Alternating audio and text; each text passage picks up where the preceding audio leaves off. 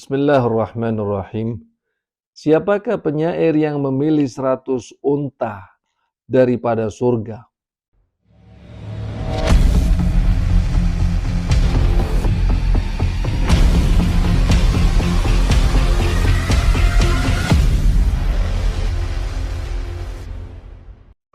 Salah satu problem besar bagi setiap manusia adalah dia memiliki waktu tetapi tidak bisa mengontrolnya. Namun pada waktu yang sama, manusia mempunyai invisible power yang disebut dengan kekuatan niat dalam hatinya. Kekuatan dan kebulatan niat tersebut di setiap jiwa manusia bisa menjadikan kekuatan dahsyat untuk berbuat baik atau berbuat buruk. Hadits Nabawi yang semua kita hafal sejak kecil berbunyi, innamal a'malu binniyat. Semua amalan dimulai dengan niat. Pepatah Arab mengatakan, idza kunta dha ra'yin fakun dha azimatin fa inna fasada ra'yi an tataraddada. Jika Anda ingin berbuat sesuatu, maka bulatkanlah tekadmu, karena keraguan akan menghancurkan rencanamu. Syair dan pantun bagi bangsa Arab sebelum dan saat diutusnya Nabi Muhammad sallallahu alaihi wasallam merupakan unsur fundamental bagi masyarakat tersebut. Jika pop idol atau perlombaan menyanyi merupakan fenomena baru di layar TV beberapa tahun terakhir ini, bagi masyarakat Arab jahiliyah, syair adalah bagian penting dalam dinamika sosial mereka. Fenomena perlombaan bersyair ada di pasar-pasar Makkah hingga di depan Ka'bah. Penyair yang hebat tidak hanya disenangi dan dikagumi, namun disegani bahkan ditakuti juga, sebab bisa merubah ar-ra'yul 'am atau public opinion pada masyarakat kala itu. Diriwayatkan pada abad ke-6 Hijriah, pada usia yang telah lanjut, penyair kondang yang bernama Maimun bin Qais yang dijuluki Al-A'sha telah berniat dan bertekad untuk bertemu Rasulullah di Madinah Al-Munawwarah untuk mengikrarkan keislamannya. Al-A'sha yang diberi julukan Sonnajatul Arab, pujangga atau musik bangsa Arab, karena syair-syairnya yang indah dan tajam sekali. Bagi yang mempelajari sastra Arab, bisa dipastikan Anda akan membaca dan mempelajari syairnya seperti ketika dia mensifati kekasih hatinya. Waddi' Hurairata inar rakba murtahilu wa hal tutiku wada'an ayyuhar rajulu gharra'u far'a'u masqulun awariduha tamshil huwaina kama yamshil wajil wahilu ka'anna misyattaha min baiti jaratiha marru sahabati la raithun wa la ajalu. Niat dan tekad Al-A'sha tidak hanya untuk bertemu, tetapi dia juga telah menyiapkan pantun-pantun memuji baginda Nabi dan ajaran agama Islam. Telah tersebar cepat di kota Makkah yang menjadikan dedengkot-dedengkot Quraisy gelisah dan takut sekali. Tanpa menghabiskan banyak waktu, Abu Sufyan bin Harb yang menyetop dan merayu Al-A'sha untuk tidak melanjutkan perjalanannya ke Madinah Al-Munawwarah. Tahukah engkau wahai A'sha bahwa agama Muhammad mengharamkan hal-hal yang engkau senang lakukan? Tanya Abu Sufyan. Karena usiaku yang sudah tua sekali, aku sudah tidak perlu melakukan hal itu semua, jawab Al-A'sha.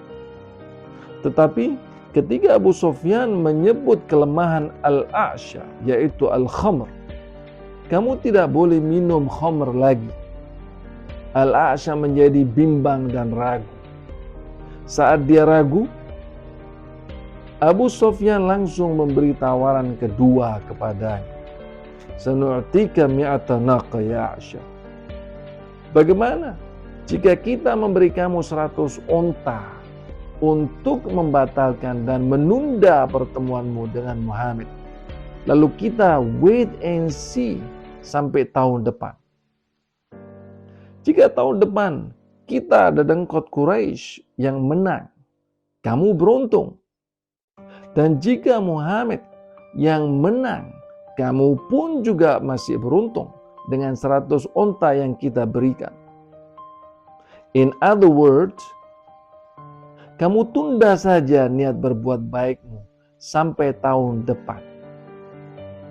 Penyair kondang tersebut mengatakan, saya akan mengambil opsi kedua, yaitu 100 onta, dan memuaskan diri saya minum khamr selama setahun.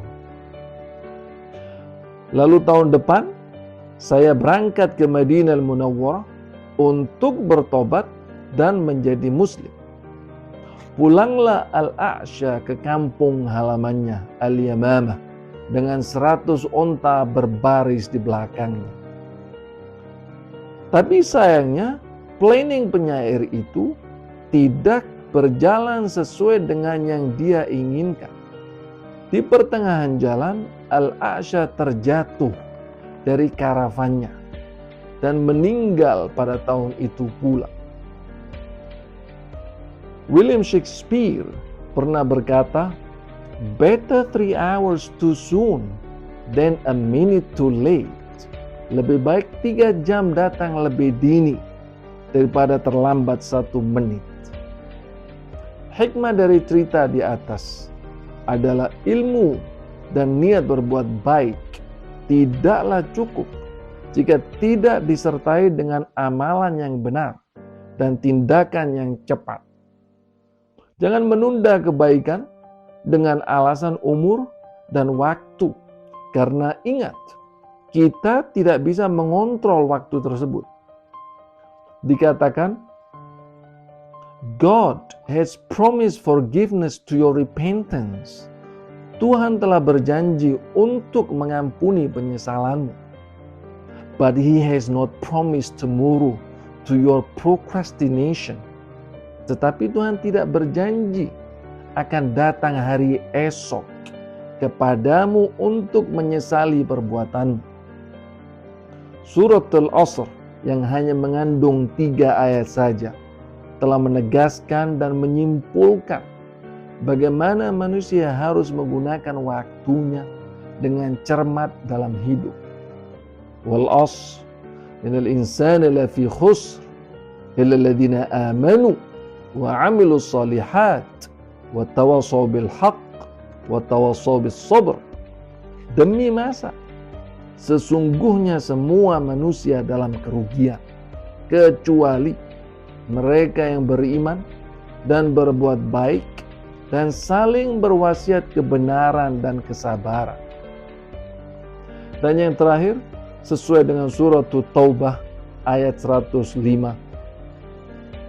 Wa qul i'malu fasayarallahu 'amalakum wa rasuluhu wal mu'minun wa saturadduna ila 'alamil ghaibi wasyahadah fayunabbi'ukum bima kuntum ta'malun. Dan katakanlah Muhammad kepada mereka, beramallah, berprestasilah, karena Allah, Rasul dan para mukminin akan melihat dan menyaksikan amalanmu. Dan kamu akan kembali ke alam yang gaib dan yang nyata. Lalu Allah akan memberitahu apa yang telah engkau lakukan. Thank you very much.